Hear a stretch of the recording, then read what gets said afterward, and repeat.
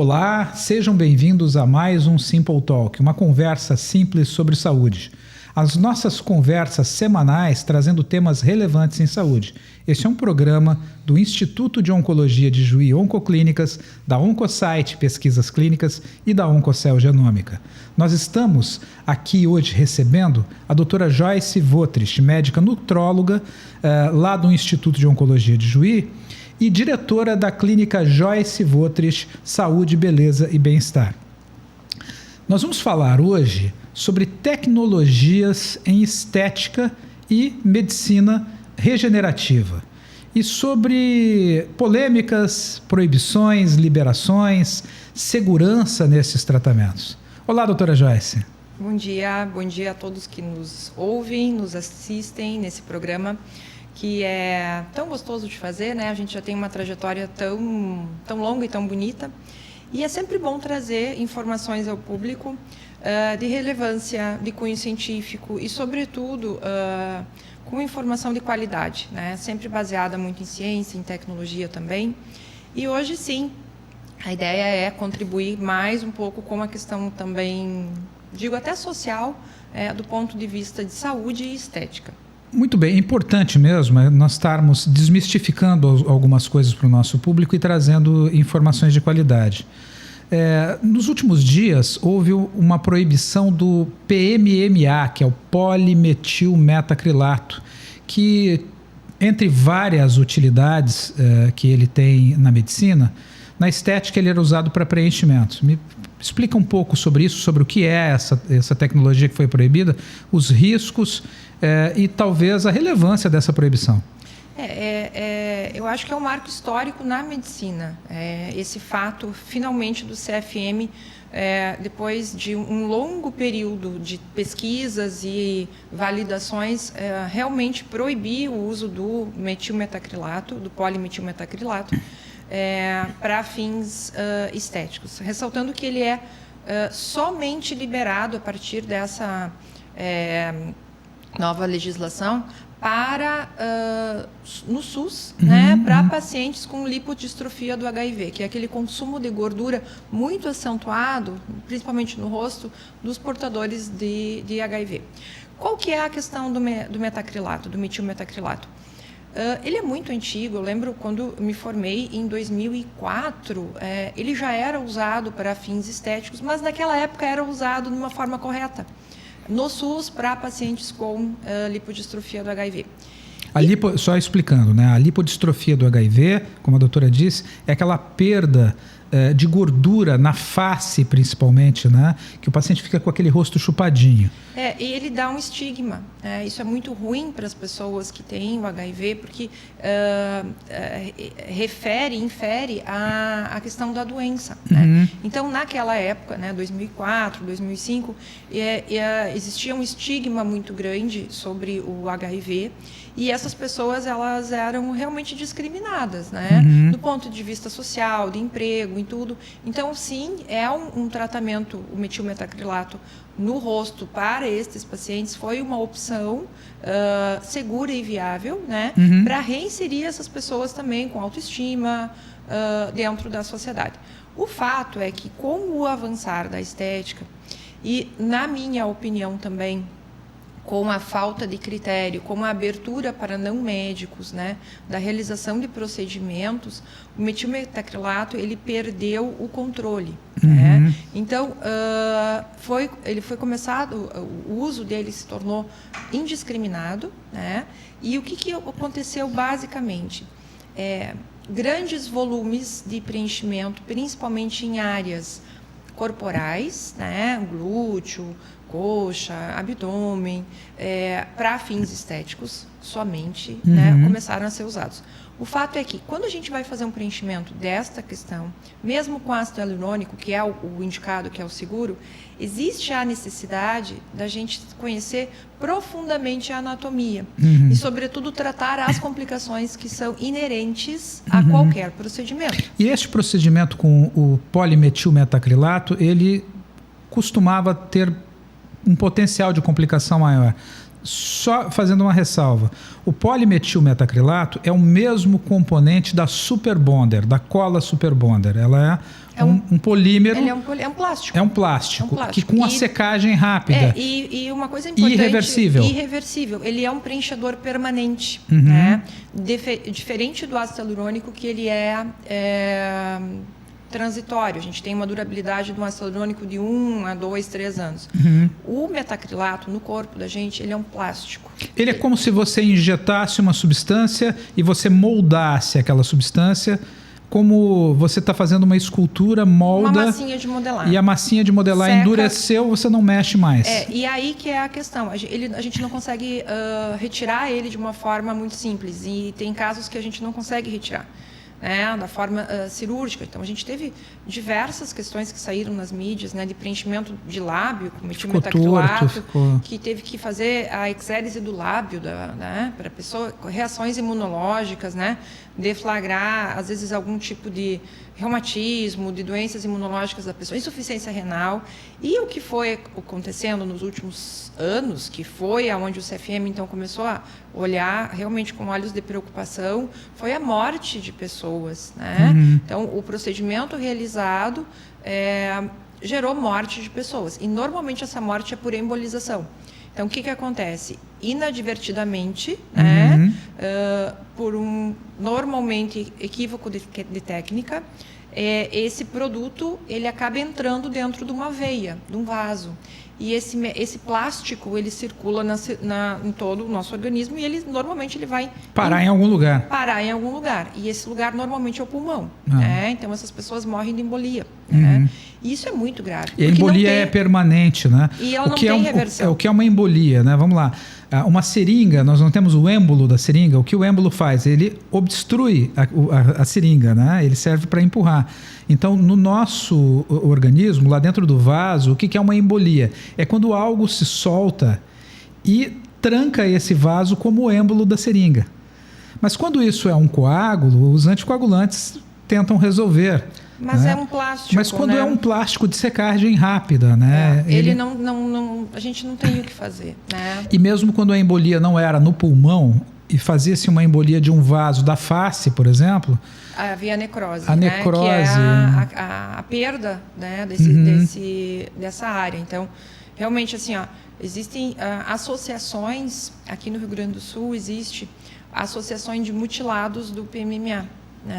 Então, que ocluíram alguma artéria, alguma veia importante da face e essa parte ali realmente perdeu a viabilidade, o tecido e necrosou, enfim, apodreceu e perdeu. Ainda mais assim, nada contra profissionais não médicos, mas eu acho que cada um dentro do seu limite. Exatamente. Assim como na medicina, nós temos cada um dentro da sua especialidade para poder oferecer segurança. O conhecimento hoje é tamanho, que quanto mais densificado e especializado, maior a segurança para o paciente. Eu acredito que complicações a gente pode ter em qualquer pessoa que vai executar um procedimento, ela pode ter intercorrência e complicação.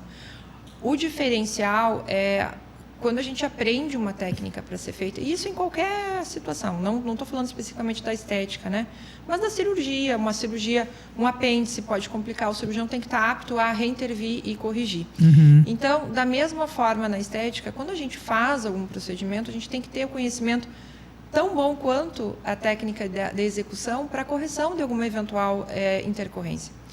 E o fato é que banalizou-se um pouco. Então, esse marco histórico da proibição do PMMA, eu acredito que vai preservar muitas vidas, vai regulamentar muitas questões, porque essa questão do PMMA era por incrível que pareça, uma questão muito particular do Brasil. Essa discussão não existe ao redor do mundo porque já era proibido.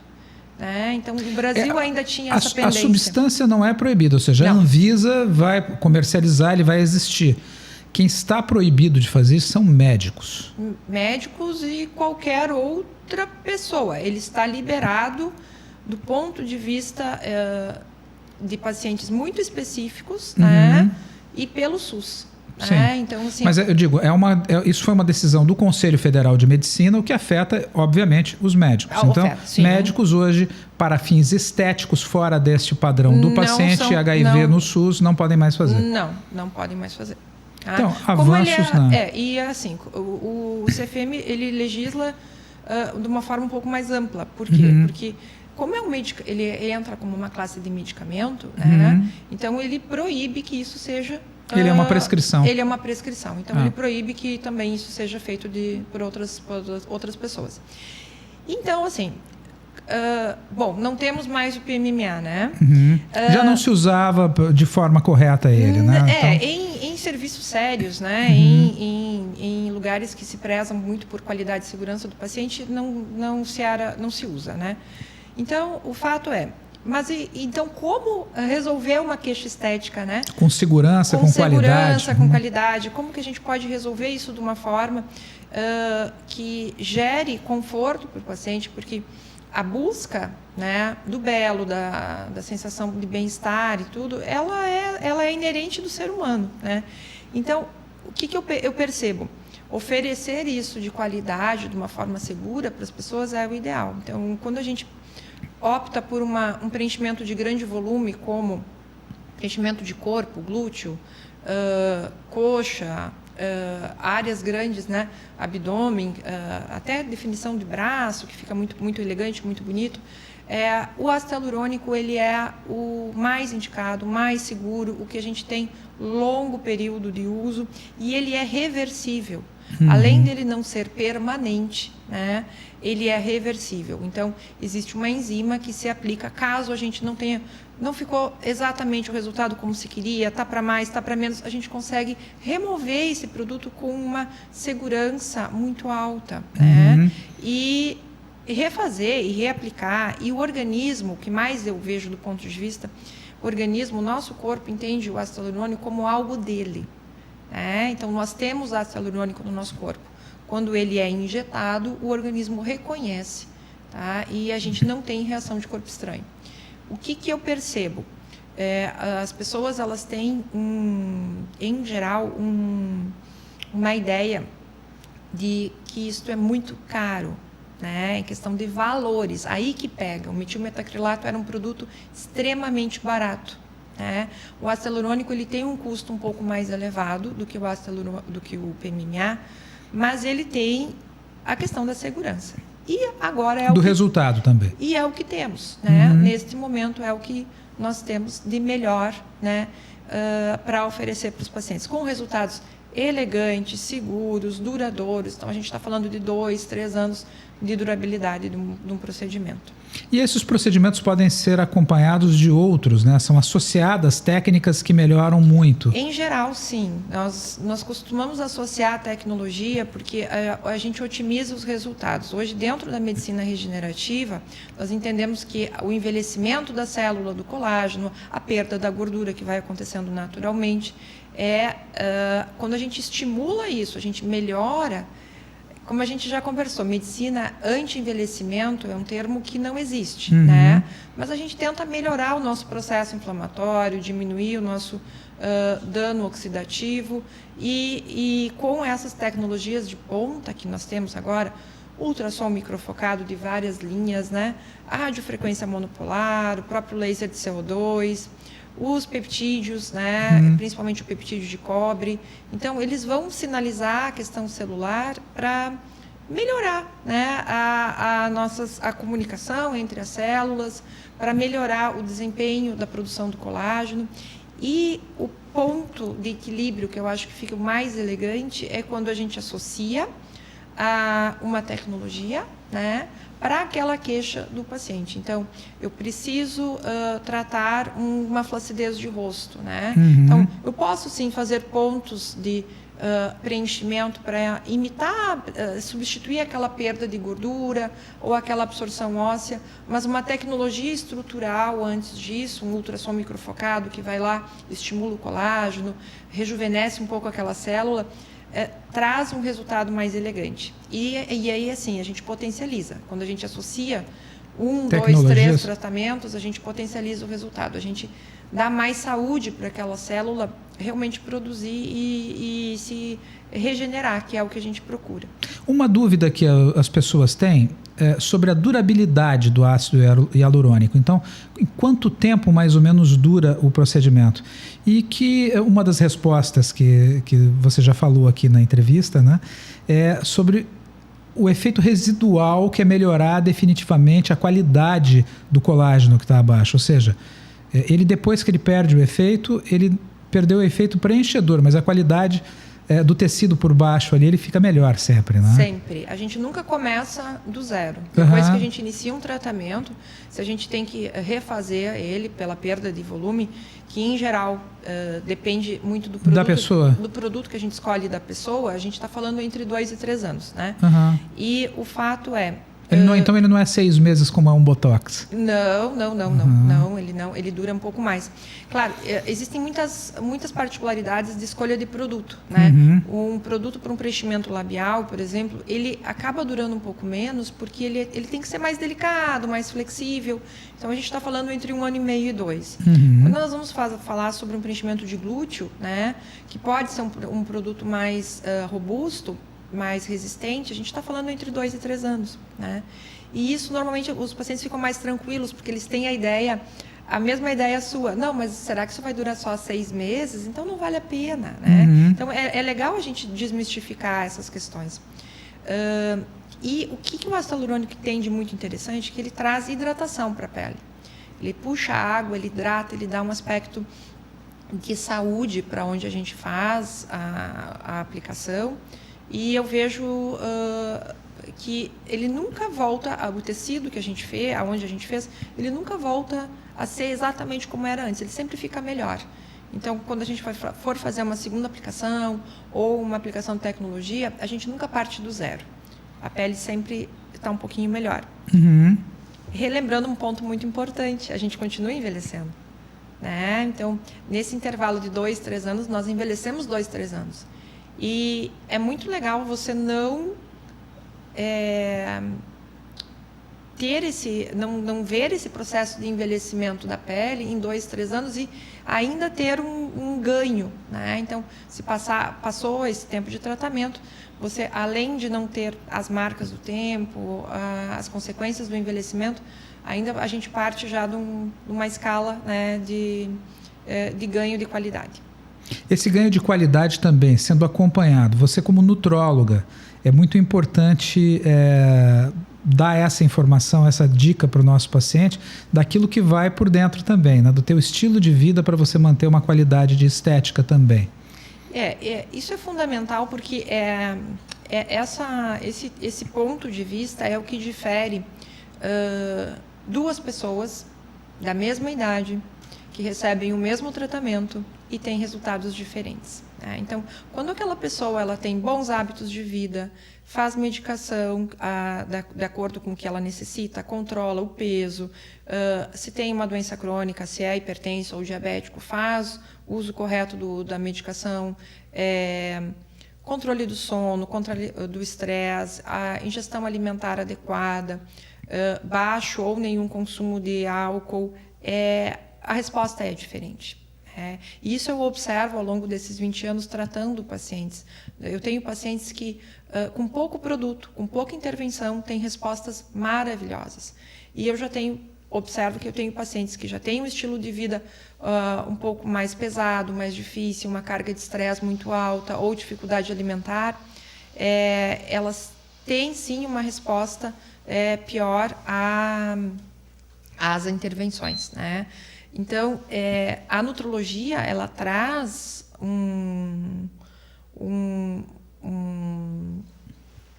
uma qualidade, não só para a resposta do tratamento, mas uma qualidade de vida, né?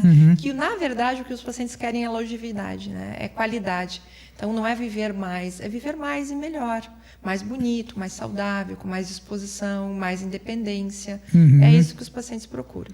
E essa uma grande dica, né? Você, para ficar bonito, primeiro tenta estar saudável, né? A busca por estar saudável, por ter bons hábitos. E a gente falando em bons hábitos, cigarro como causador de doenças. Agora, cigarro como causador de perda de qualidade de pele, de flacidez, de ruga? Vamos lá. Olha, é uma pergunta tão interessante, porque eu percebo hoje o seguinte: graças a Deus eu tenho cada vez menos pacientes fumantes, né?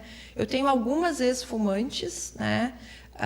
Então, a procura pela parada do tabagismo é uma coisa que a gente observa ao longo dos anos, até pela própria divulgação da mídia, por entendimento que causa câncer. Mas o cigarro, eu vejo, junto com a questão da exposição solar, como um dos maiores vilões para a qualidade de pele e colágeno. Eu até ousaria dizer que o cigarro é muito pior que o sol. Porque ele gera um dano de circulação, né? E ele não é específico só para a pele, né? Uhum. Ele não danifica só a questão da pele, que tem aquele aspecto acinzentado, sem viço, opaco. Então, ele causa danos muito além, né, da pele, do rosto, do corpo que a gente possa ver, né? Ele está associado com várias questões, né? Demência, vários tipos de câncer. Praticamente todos. Praticamente, né? Todos, né? Mas a qualidade de pele, ela é uma coisa que ele interfere bastante. E interfere muito na resposta. Eu tenho pacientes que eu opto por não fazer determinados tratamentos, como um laser de CO2, como alguma coisa mais invasiva ou agressiva. Primeiro, porque a recuperação não vai ser adequada, né? O tempo de recuperação vai ser muito longo e a resposta desse procedimento não vai ser boa. Uhum. Então, a gente opta por não fazer e explicando ao paciente que nesse momento seria melhor ele tentar parar de fumar do que tentar investir num tratamento estético para melhora de qualidade de pele. E tu dá também todo esse apoio para o paciente parar de fumar. Sim, e ajudar a nutrologia, melhorar. Ela proporciona isso, né? Que é a qualidade de vida, essa questão da melhora, porque às vezes bons hábitos, controle do estresse, um sono de qualidade, funciona tão bem quanto um preenchimento e um botox. Perfeito, isso é verdade, né? Então, é verdade. Essa acho que é a grande dica do nosso bloco de hoje. É que você levar uma vida saudável, você ter bom sono, ter uma boa alimentação que vai influenciar no seu bom sono também, você praticar atividade física regularmente, de forma acompanhada, às vezes por um profissional, com metas na sua atividade física, vendo os seus resultados, acompanhando os resultados, se alimentando adequadamente, né? Não tendo excessos com álcool, né? evitando e não fumando. Eu falo assim, olha, tudo eu digo para evitar, né? Eu digo que nada é proibido. A carne vermelha, a fritura, a gordura, não, tudo, o doce, né? Tudo se pode com determinada quantidade, né? Que não seja o hábito, né? Não faça isso regularmente. Agora, o cigarro é algo que eu não indico que seja moderado. Você não pode moderar no cigarro. Não deve fumar. Aquelas pessoas que não fumam jamais iniciem o tabagismo. Ele é devastador do ponto de vista de saúde. E nós temos grandes exemplos de pessoas que param de fumar, e isso você pode conversar com seu amigo, com sua amiga que parou de fumar, da qualidade da pele, do sabor dos alimentos, da qualidade do sono, como isso muda e muda rapidamente no primeiro mês sem o tabagismo, né? E eu vejo essa questão de qualidade de vida, né? Isso que a gente prega muito dentro da nutrologia, a questão do cigarro, e hoje a gente tem, provavelmente nós vamos colher alguns frutos negativos do vape, né? Do cigarro eletrônico, que está entre os mais jovens, que ainda não são as pessoas que estão procurando nem tratamento de saúde, nem tratamento estético, né? Então, vai haver, eu acredito que haverá uma geração que, em breve, vai começar a colher frutos negativos do uso do cigarro eletrônico também. É tão importante isso que 2 países do mundo baniram o cigarro, né? A Rússia baniu o cigarro a partir de uma determinada, acho que nos próximos 15 anos, as pessoas que nascerem para os próximos 15 anos não vão poder mais comprar cigarro. E a Inglaterra, recentemente, fez esse banimento para os próximos 18 anos. Ou seja, As pessoas que nascerem a partir de agora ainda poderão comprar cigarro ao completar 18 anos. Quem nasceu depois desta data da proibição não compra mais cigarro. Então, dentro de 18 anos, o cigarro é banido da Inglaterra. Vai ser proibida a venda. Porque a Inglaterra, ela tem toda a saúde pública. A Inglaterra é difícil você encontrar um centro médico privado na Inglaterra. A princesa, né, da Inglaterra, a princesa de Gales, ela deu à luz no hospital público. E a conta deles é que o custo para a saúde pública não vale o imposto arrecadado com o tabagismo. E que é algo que tem que ser desincentivado. E na Europa ainda se fuma muito, né? Sim. Eu acredito que essas legislações a gente espera que venham para o Brasil também, porque o custo de saúde pública é muito alto, né? Então, ter esses reflexos do ponto de vista de legislação acabam funcionando quando se consegue ter uma fiscalização sobre isso. Muito bem. Nós estamos aqui com o nosso Simple Talk, a nossa conversa simples sobre saúde. Estamos conversando com a médica nutróloga doutora Joyce Votris, que é diretora da Clínica de Estética, Saúde, Beleza e Bem-Estar, Joyce Votris, que funciona anexa ao Instituto de Oncologia de Juí. Também é médica nutróloga da equipe da Oncoclínicas, Instituto de Oncologia de Juí. Doutora Joyce, sua mensagem para os nossos espectadores. Bom, nós falamos sobre muitos assuntos interessantes hoje e relevantes, mas eu acredito que sempre dentro do que nós pregamos nesse programa, a ideia é levar informação de qualidade, com relevância científica, né? E trazer essa questão de muito cuidado com as interferências das redes sociais, na escolha de tratamentos, na busca porque é muito acessível, né? Tudo é muito fácil hoje.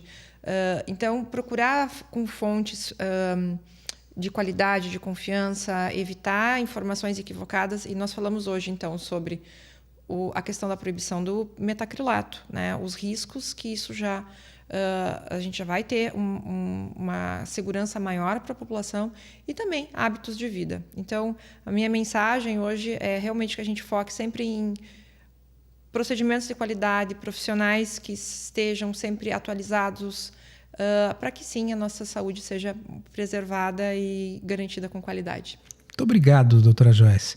Muito bem, esse foi mais um Simple Talk, nesse bloco que passou super rápido aqui, essa conversa informativa e seguro. Este é um programa da Oncoclínicas Instituto de Oncologia de Juí, da Oncosite Pesquisas Clínicas e da Oncocell Genômica. Para você que perdeu parte do programa, esse programa já está no ar no canal do YouTube da Mundial FM e ele está, a partir desta segunda-feira, editado no canal do YouTube do Instituto de Oncologia de Juí. É só você ir lá, Instituto de Oncologia de Juí, que você vai ter este bloco e mais de 80 programas com informações relevantes em saúde e informações confiáveis. Para você que nos acompanhou, o meu muito obrigado e até o próximo bloco de mais um Simple Talk.